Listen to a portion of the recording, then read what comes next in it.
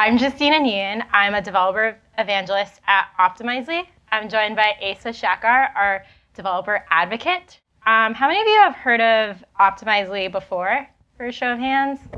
Cool. We're a feature management and product experimentation platform, and this is our developer relations team at Optimizely. And what we focus on is the developer experience within the product and ultimately how engineers like yourselves use our product. So going through things like our documentation, tutorials, presenting at events just like this one. And today we're going to be covering what feature flags are, how they fit into CICD, and then ultimately going into a hands-on workshop where you'll be creating a feature flag, rolling out a feature to your audience. And we'll dive into things like how you can target specific features to specific users. So how many of you are familiar with feature flags? You can raise your hands.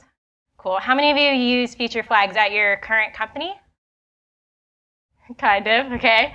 Okay, so we'll go into how you can do that at scale in this workshop.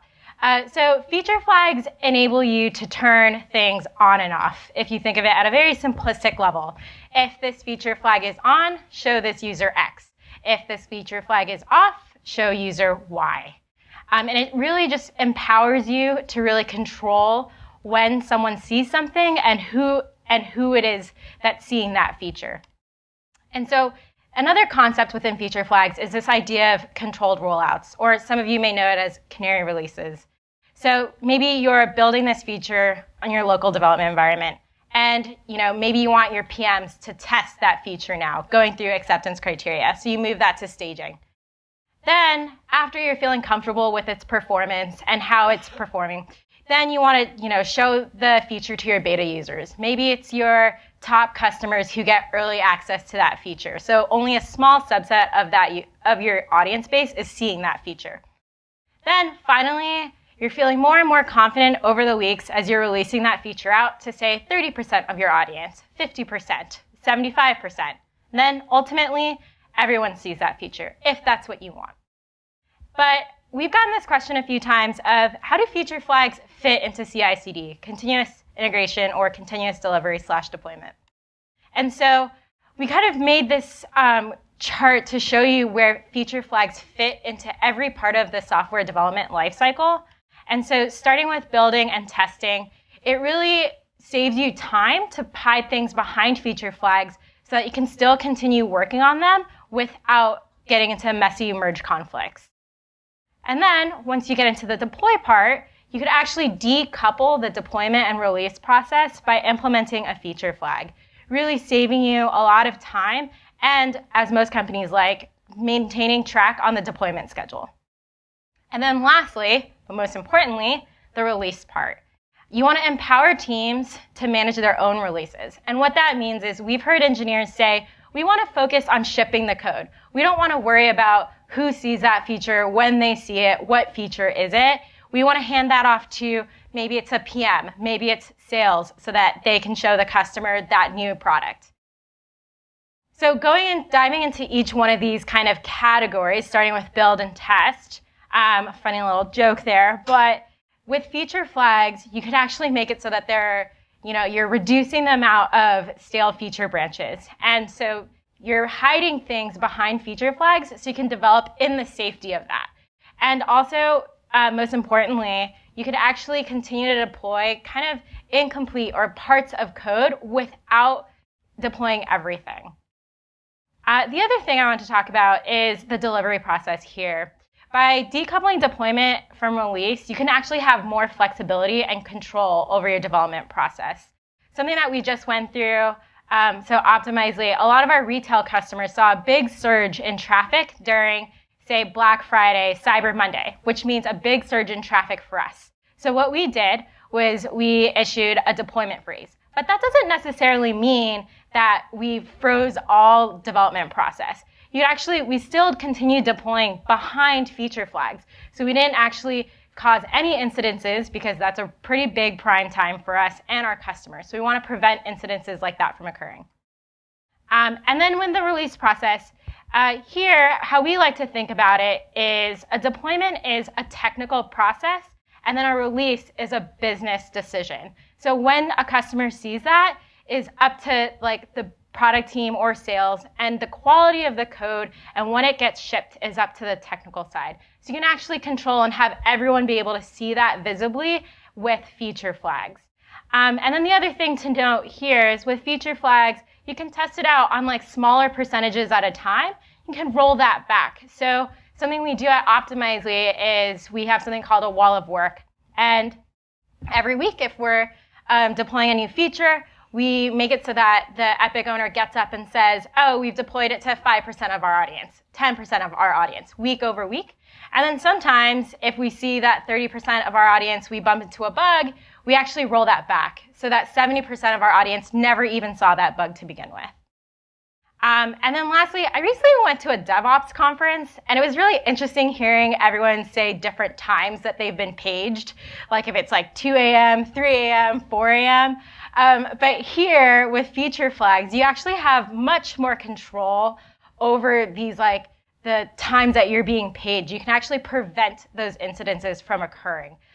Something that we have at Optimizely is you can connect feature flags to Jira tickets. And we have actually a list of like what you can do with each flag. And it specifically says like, this feature can be rolled back, do it this way. And so it's pretty organized, and you can see like what you should be doing with each feature flag and how you can address those issues. The other thing with rollbacks is you're not dependent on someone else's downtime. So if, like you have some third-party JavaScript or some third-party vendor installed and they're having downtime, that doesn't mean that you have to have that. You can just roll everything that's attached to that feature flag back. And then the last thing is, I went to a talk yesterday where they talked about where the speaker mentioned they fixed something in production, but they didn't realize they broke this other thing. And then they fixed another thing and it broke 3 other things.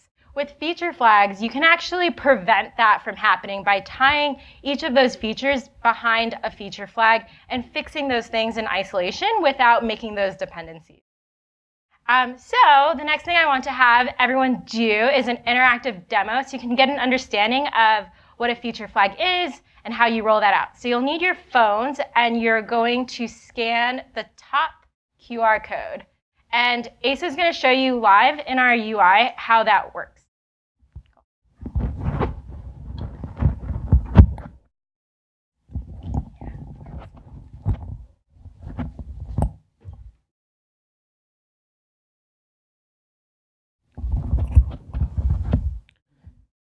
Great. So as you get your phone out, some phones you can pull up the camera app and just point it at the QR code if you're not familiar with scanning, and it should show the URL, or you can type in the URL that's next to that code.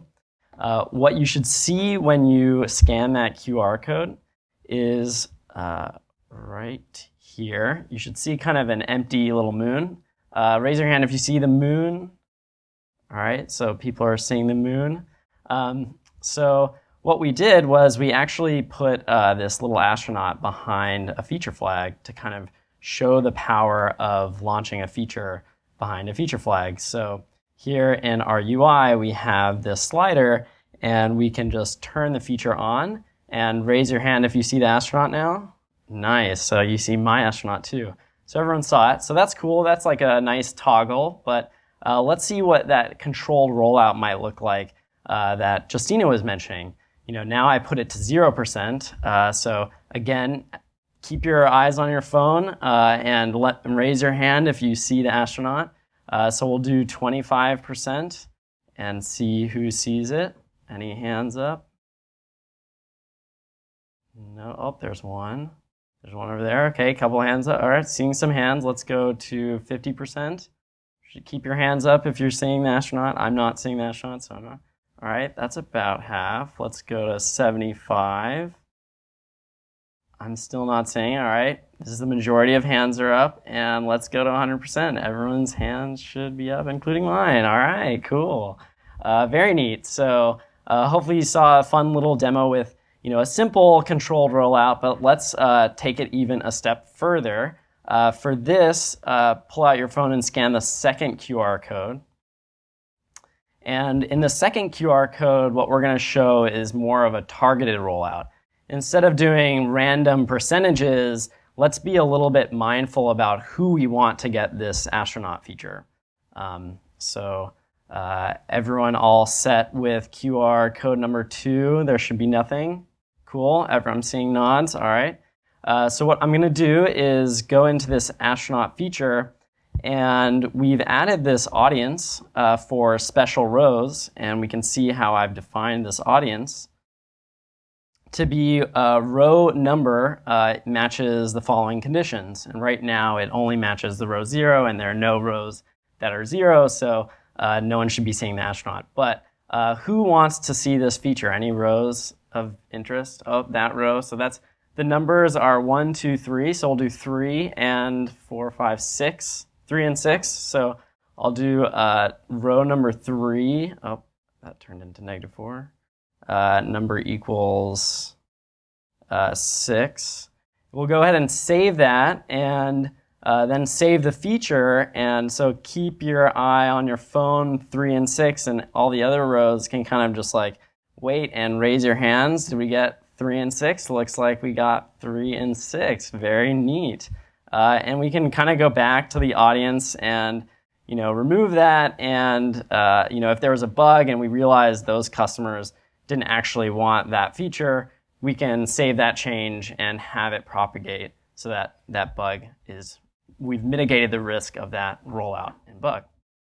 Awesome. So hopefully you see kind of the power that this tool provides, both with simple kill switches, on-off switches, as well as targeted rollouts. But this is a workshop that you came to, so we're going to actually do this live in Express. So the first step, we're going to follow the checklist, which should look something like this, with a checklist of steps.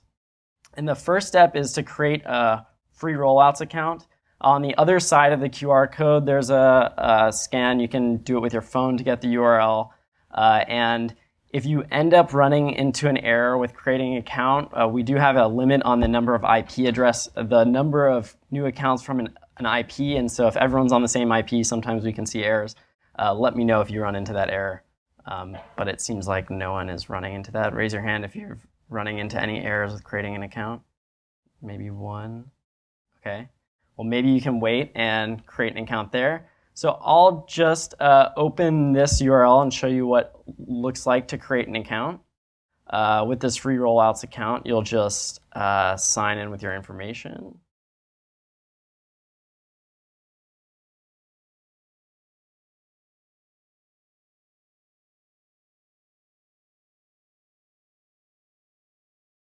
Great. So this is what it looks like when you're creating an Optimizely Rollouts account.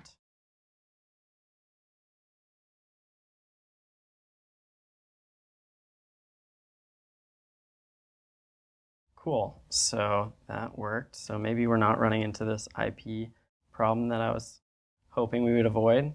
And yeah, let's just put in some information here. And cool. Now we have our free rollouts account. So the next step, and let me know if anyone, raise your hand if you're having any troubles with setting it up. Cool. So everyone's got an account. Let's go to the next step of the workshop, which is to create an Express application. How many people in the audience use Express for their work? Nice, good amount. Anyone not using Express? What are you using back there? Happy? Cool. Any other frameworks people are using out there? In-house. Oh, very cool. Very cool. Maybe it'll open source one day and we can all use it. Based on that expression, seems like no. Okay, so we'll be creating an Express application. The easiest way to do this is with this Express application generator. I wanted to ask the framework question because although this workshop is in Express, you can use rollouts in any platform, but we'll be using Express middleware to make it easy to install. So in the Express generator, you can use this command, express view pug, and then the name of your application. So go over to a terminal, and I'll name this application Node.js Interactive. And that was super fast. And then the next steps to follow after creating it is just to change to that new directory that's created, npm install, and then we will run the server and see it start up. So let's take this command to npm start. And for those unfamiliar with this command, hopefully I can, there we go. This is saying just show me the logs from NJSI, the application I just named. So now we're seeing the logs. And we can go over to our browser and go to localhost 3000 and see our Express app. Cool. So I'll give people just a moment to follow those instructions for creating and installing and running the application. People have an Express app running? Hands raised. See a couple. Cool. Anyone having problems with this so far? Creating an account error? Yeah, so if you're getting an account creation error, I would say you can either try, if you have cellular service on your phone, to try to create an account with your phone to avoid the IP problem that I mentioned. We'll try to fix that later. The other option is just to follow along with the rest of the workshop and get the account later.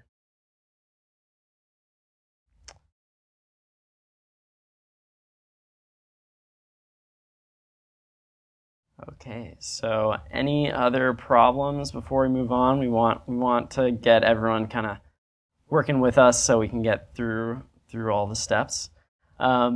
So now let's go back to our steps. We created a free rollouts account, created an Express application.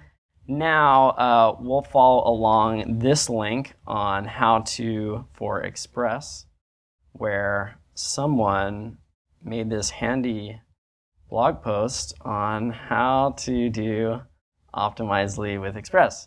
And so it starts with creating an account. So we'll go down to step 2, where we're going to start installing Optimizely into this Express application. And the first step to doing so is to install our SDK, or Express middleware, which is a wrapper around the plain vanilla JavaScript SDK. So we'll cut this server and do an npm install save on Optimizely Express.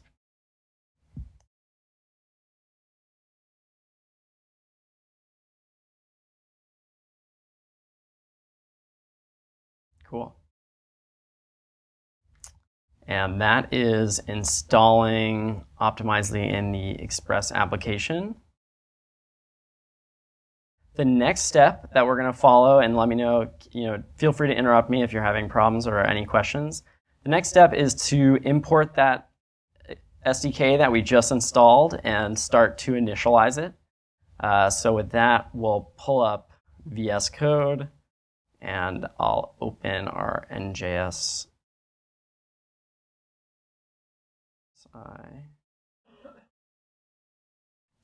Cool. And we'll go to our app.js, and towards the top, we can require that Optimizely Express middleware that we installed.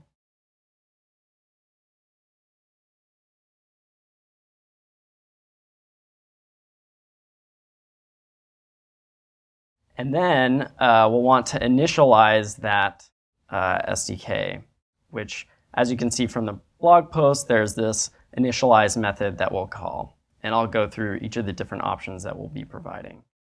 So we'll do our Optimizely equals Optimizely Express SDK dot initialize and provide some options. The first and most important option to initializing is providing the SDK key.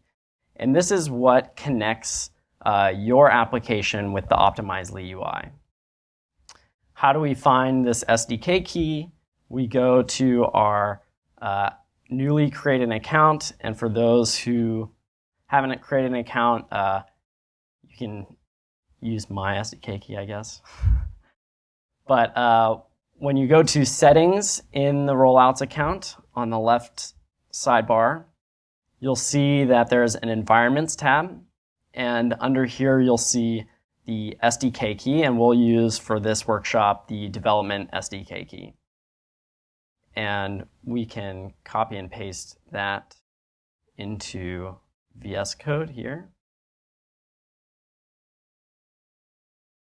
And the way that this SDK key connects to Optimizely is you can see this URL below is a JSON file where that SDK key points. And this is where the data file gets generated, which looks like it's not quite generating yet. And that could be because it's a newly created account. So we may have to come back to that. I'll come back to that in a second. Okay, so we'll move on to the different options that are passed to the SDK initialize method, which is that data file I mentioned. You get to control how frequently our application is going to pull for that JSON file, which defines the feature flags that we create in this UI. So our data file options, we'll want them to have an auto update value of true, meaning that we don't want just the current state of the data file with the current state of the feature flags. We want it to continuously update. And then we want to give it an update interval. And for these workshop purposes, I recommend, updating every second. But obviously, in a production application, you may want, a little bit longer of a time, maybe 5 minutes. We also, this is a polling mechanism. We also have push via webhooks to provide kind of real time, but this is kind of the easiest and simplest to set up in this workshop, so we'll start there. Question?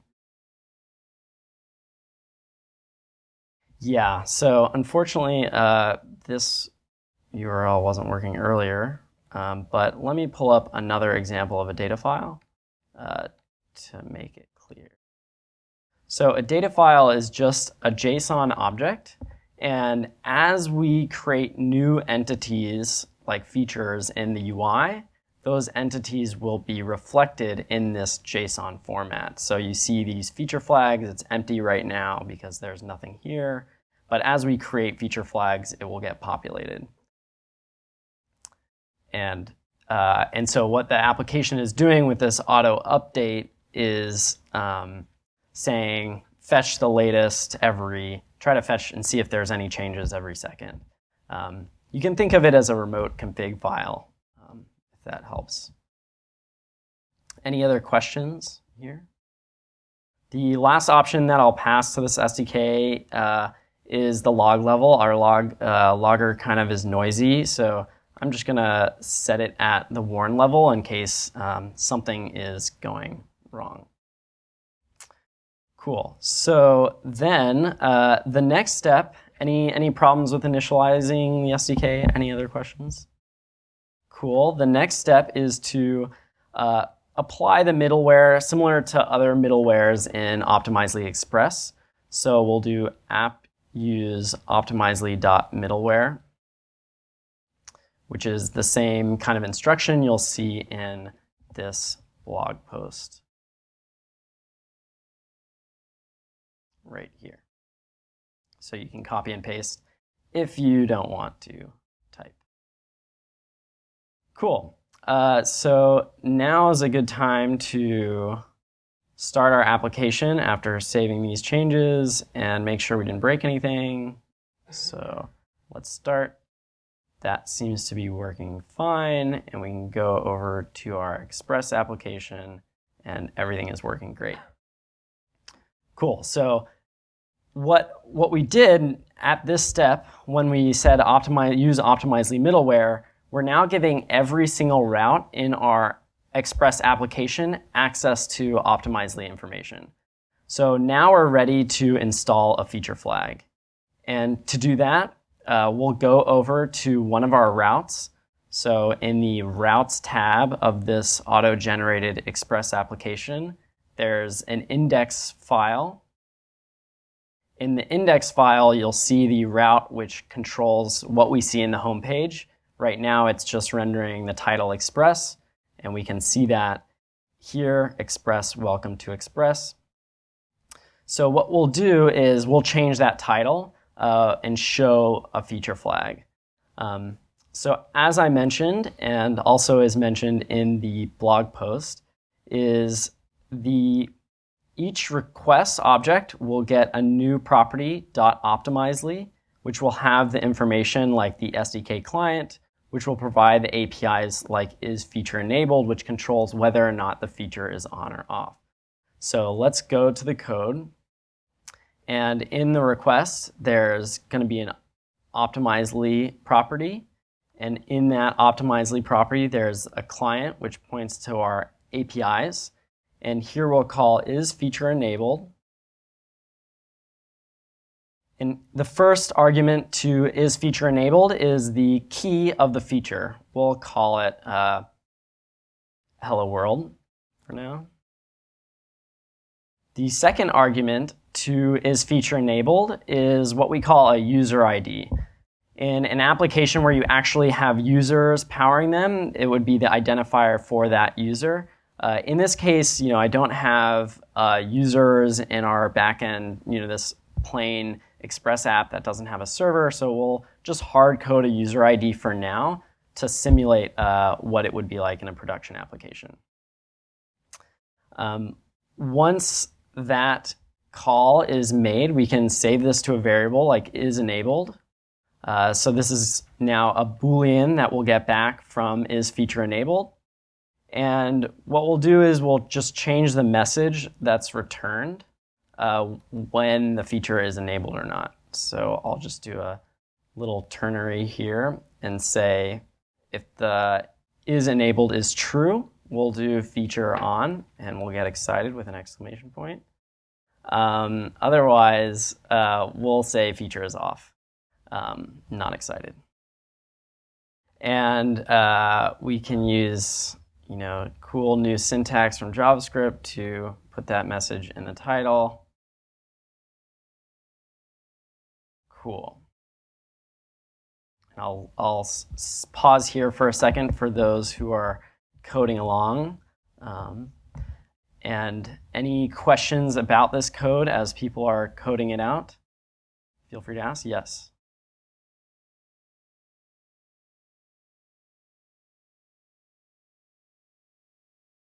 Great question. So that data file, when you start the application, the data file will get loaded as soon as possible and then is trying to keep up to date. So then when you call, so that data file is now in memory in the application. So when you call is feature enabled, it's just going to that in-memory file and determining whether it's on or off. So it's not making any network requests and it's not blocking, which is why we don't have to say like await or anything like that. Question? Yes, great question. So if optimizely is down, if the data file is not there, is feature enabled will default to false. So that is one default behavior. But you can also, if optimizely were down, provide your own own checked in data file to say, we never want this feature to be off. That's one way to say, we're going to have our own defaults. And another way is to, if you really don't trust optimizely CDN, host the data file on your own services. So every time the data file updates, kind of upload it to your own CDNs and have kind of more control over when that file gets updated. Cool, so now is an even better time to make sure I didn't break the application. So we're gonna restart it and go back to our Express app and we should see the features off. And that is because we didn't turn it on and we actually also didn't create it yet in the UI. So we called the feature hello world, and so we'll have to remember that as we go to our rollouts project. And since the data file didn't look like it was quite up yet, I'm going to use an existing different project. So bear with me while I change my project. to one that I know will work for demo purposes, or I hope will work. Oh, that might be wrong. Why? I think I got signed out from, let's do,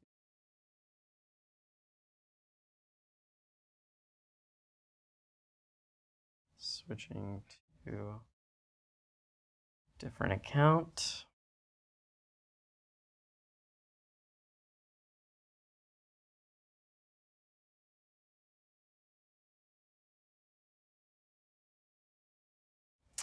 Cool. So I switched the account, so I'm going to switch my SDK key to one that I know is working.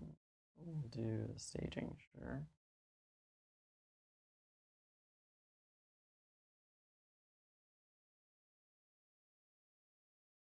And we'll restart this application. And here you can start to see the logs. Now that I'm using a data file that I know is valid, you can see the application getting that data file. And we can look at the URL here and see the data file with some content. So now we want to create a new feature flag for our Hello World feature. So in the UI, in the left sidebar, you should see features. Click that and click Create New Feature. We'll give the feature key the same one that we put in the code, Hello World. And we can save that.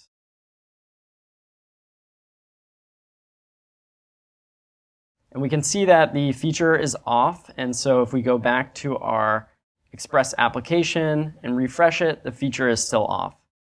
But now let's go and actually see this feature turn on. So we'll turn it on for our staging environment and save that.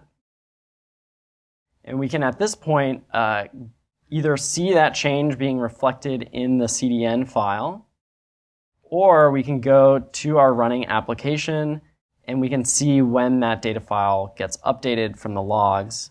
And hopefully we'll see that we can go now to our application and, which I don't think it actually, there. Now it's updated. And we can go to our application and now see the feature on. So now, at this point, we've implemented a simple on-off feature flag that we, without any additional code deploys, we can go back to our application, turn this off, save that change. We can wait as our application pulls for that change from our CDN to get that update. There it is. And we can go to our application and we can reload this without any additional code deploys and see now the feature is off. So hopefully everyone followed with me. Did anyone get to this stage where they are able to toggle a feature flag on and off? I see one. Oh, wow, lots of people. Awesome. Great. Any other questions? What I will do now is ask myself a question, which is, how did we see that cool targeted demo piece? So optionally, to the isFeatureEnabled API call, you can pass in attributes. And in those attributes, I passed in maybe like a table attribute, but we can do something like, let's say you have certain users who are VIP users. And right now, again, we don't have users backing our application, but we can simulate this with something like query parameters. So what I'll do is say, like let's say is VIP, and if this is a true query parameter, let's target that feature to be on. And so now in the UI, you can go to audiences to target people, and you can see the special rows and special tables. The first step is to define the attribute that I passed into that API call. So I pass an attribute called VIP. So let's go and create a new attribute called VIP. Then we'll go to the audience creation, create a new audience based on that attribute. We'll say VIP users. And we'll just say the VIP property is a Boolean that is true, defines our VIP users.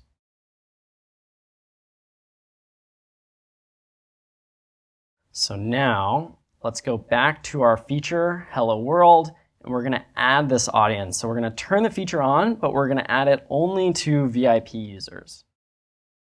And we'll save that change.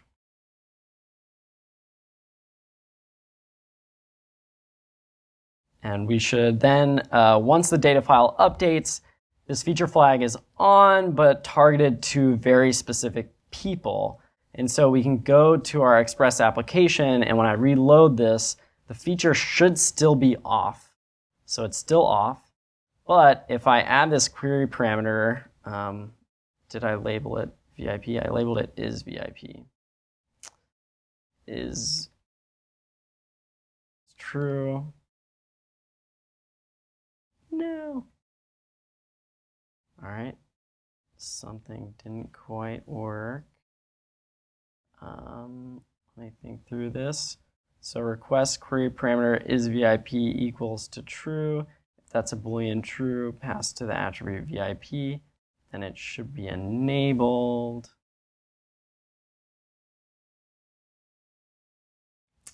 I shouldn't have to, because it should have gotten the latest data file. So oh, good point. Yes, I changed the code. So changes to Optimizely doesn't require restarting the server. Changing the code does require restarting the server. Thank you. Hard to demo and think at the same time. So now when we reload, we see it's true. And when we turn that to false, it's off. So I did do the coding right. Cool.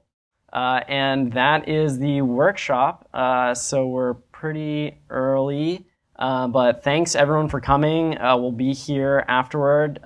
Just as a summary, let's go over summary of some things that we learned.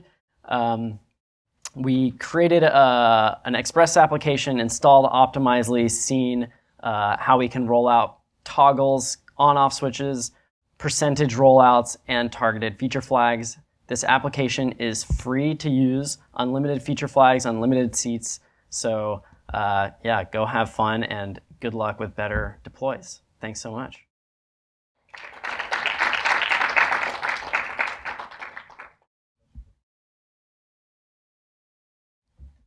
Yeah.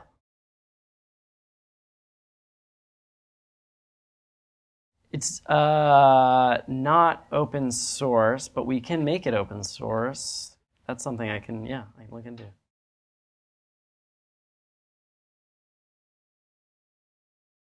Yes, definitely. So great question.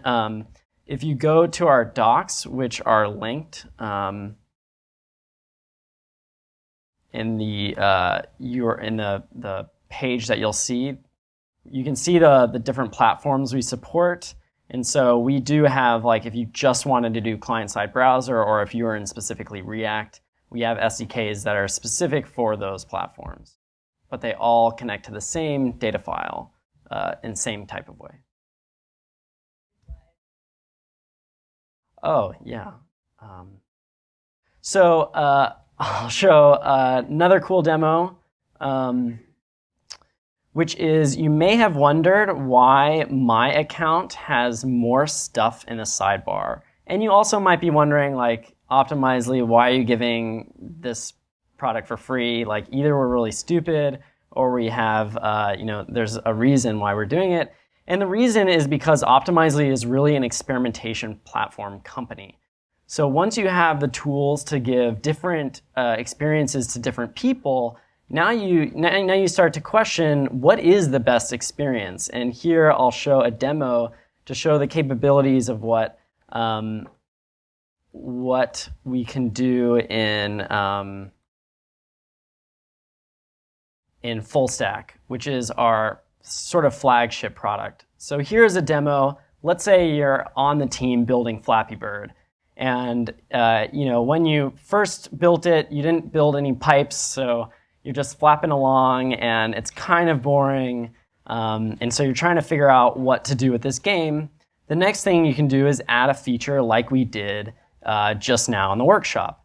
And so we can now play it with pipes, and we can see, wow, like Optimizely gives us control of controlling whether the features are on and off. But in addition to that, in the paid version of our product, we also have variables. We can change variables like remote configuration. So let's make the gravity like way heavier, and you can see this game like changed quite a bit, and it's kind of hard to do on this podium. Or we can do like really low gravity and like see a super floaty Flappy Bird. And the point of this is not just greater control, but now you're starting to ask the question of like, what is the best configuration? Part of what Flappy Bird's success was like finding that exact right configuration. And so what we can do is add a variation and create an experiment to run on live traffic and see, given a different variation, some people will see one version of Flappy Bird and another will see another. Can we see the metrics coming back from that and actually run an experiment and see which got the most engagement? This is showing kind of the results that you get out of our paid product. We capture results from the different variations and show you which one is actually the winner to roll out. And this product is a paid version. So, and this demo is, you can play with it. It's not on your sheet, but optimizely.github.io/asa/flappybird. Maybe I can zoom in.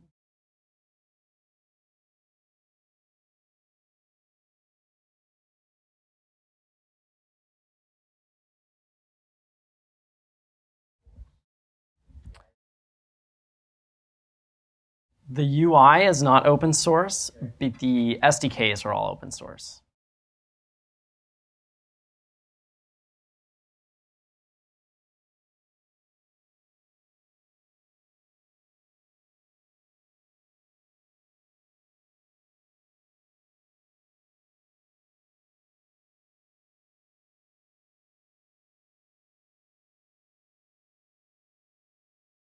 Totally.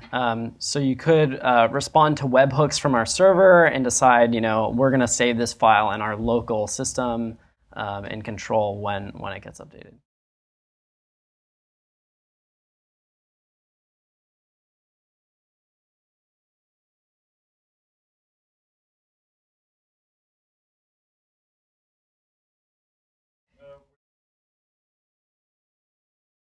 Yeah, so the question about whether we can use this kind of free product in production, the nice thing, because it shares the same SDK, the same infrastructure as our paid product, which is relied on in production by very large customers, you get the enterprise grade with the free product. So I can stand confidently. If you want, we can provide kind of like our uptimes and SLAs separately for kind of the paid version to help gain confidence. But again, if you want kind of that control over the data file, so you're confident that you're not relying on a free product in production, then you can do that too.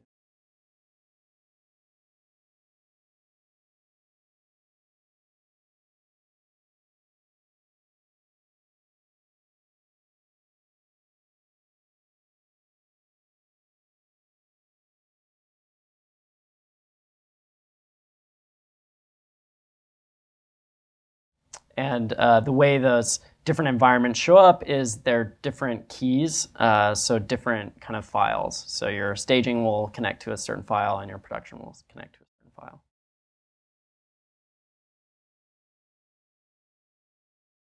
Yeah.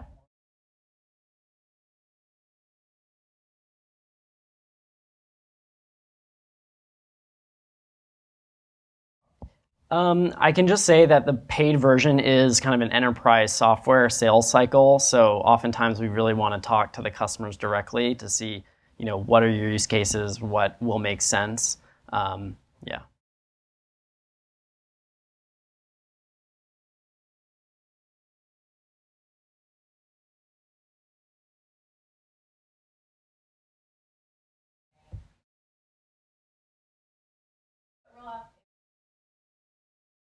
Question in the back.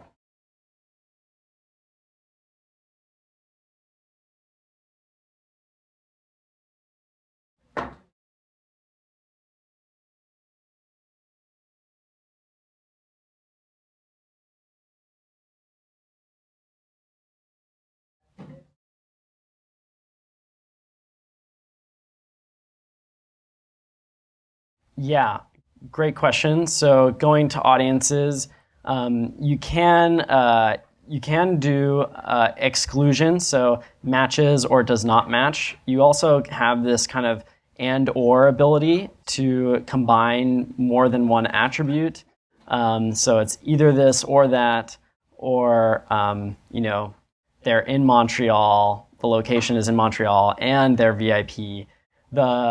The thing to note is that you just have to make sure that any information you want to target off of, you have to pass in as attributes to our SDK so that we can make the decision in memory without kind of going for fetching other data.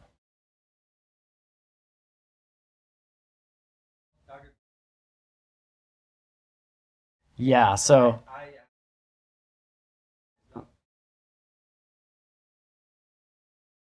yeah, we would pass in a property user agent, get it from a request. We are thinking about how to make these SDKs better and easier. So if we find that there's a common attribute that everyone's targeting off of, we can. But this is the way to do it right now.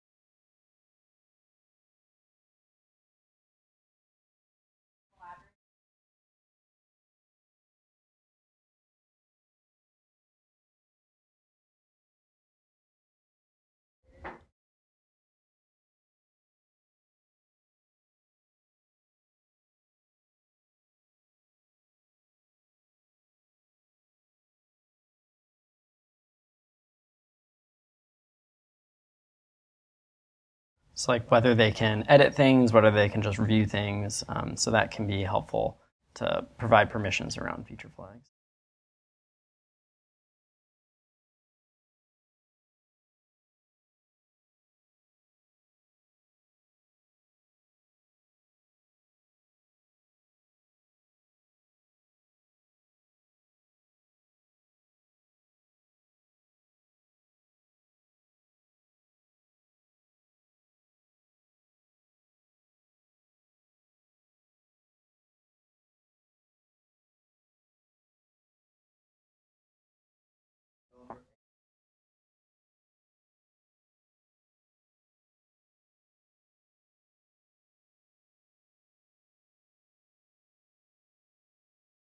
Yeah, so I think there are different ways to do it.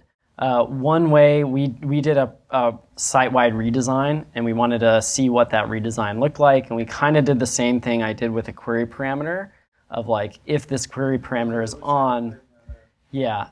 That being said, if you don't want like a public query parameter, maybe it's a query parameter that only applies if you're signed in with a certain level of permissions. It's kind of you can control when these attributes get set, and you can kind of control the mechanism by which when that property is on or off. Does that make sense?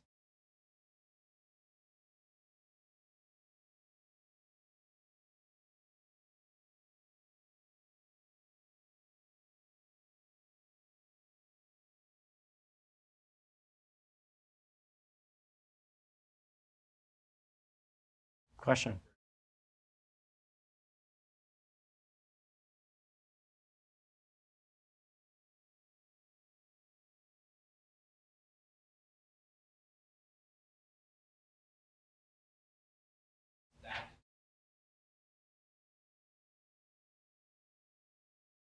Yeah, it's determined by the SDK. So this user ID the user ID is hashed into a range like 0 to 10,000 that maps to 0 to 100%.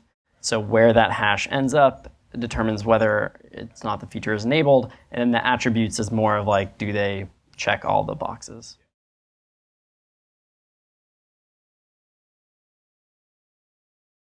Yeah.